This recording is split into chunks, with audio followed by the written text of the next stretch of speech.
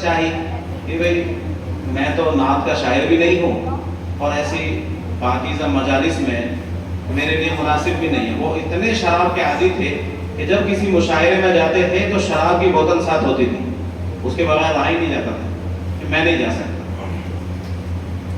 لیکن پھر ان کی خوشامد درآمد کر کے ان کو اس بات پر آمادہ کیا گیا کہ آپ تشریف لائیں۔ وہ تیار ہو گئے۔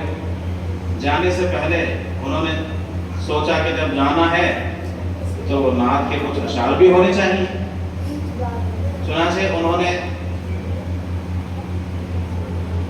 غسل کیا، پاک صاف اپنی حالت کو بنایا اور پھر جو ہے وہ کچھ سوچنے لگے کہ کوئی شعر جو ہے ذہن میں آ جائے، تو کچھ نہیں آیا کوئی شعر۔ اتنے بڑے شاعر اس صدی کے، یعنی ابھی ماضی قریب کے، تقریباً 1990 کے آس پاس ان کا انتقال ہوا ہے، تو ان سے بڑا اس وقت میں کوئی بڑا شاعر نہیں تھا۔ اتنے بڑے شاعر حضور کی شان میں سوچنے کے لیے بیٹھے تو کچھ ذہن میں نہیں آ رہا، کچھ بھی نہیں آ رہا۔ انہوں نے اللہ رب العزت سے توبہ اور استغفار کیا اور جو ان کی وہ عادت تھی اس کو بھی چھوڑنے کا ارادہ کیا اور مضبوط اور پختہ ارادہ کیا، توبہ کی، اور پھر حضور اکرم صلی اللہ علیہ وسلم کی شان اقدس میں وہ کچھ سوچنے لگے تو اللہ رب العزت کی طرف سے پھر ان پر ورود ہوا اشعار کا۔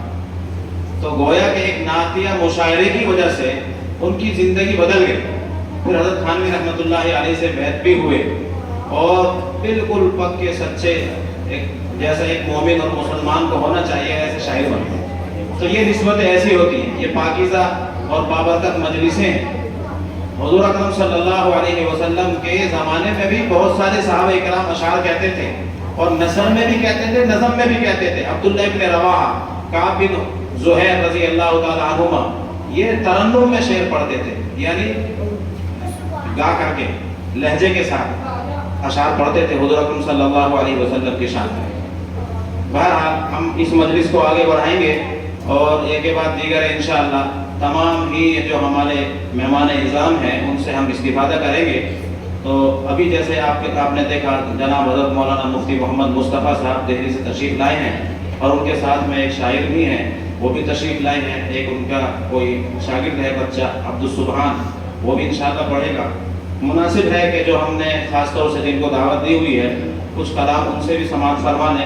جناب عالم رشیدی صاحب جو تشریف لائے ہیں آج مہمان خصوصی کے طور پر، کچھ وہ بھی جو ہے ہم ان کا بھی کچھ کلام سماعت فرمانے۔ ان سے میری درخواست ہے کہ تشریف لائیں اور اپنے قیمتی اور بے مثال جو ہے لب و لہجے کے ذریعے حضور اکرم صلی اللہ علیہ وسلم کی شان اقدس میں نذرانہ عقیدت و محبت پیش فرمائیں۔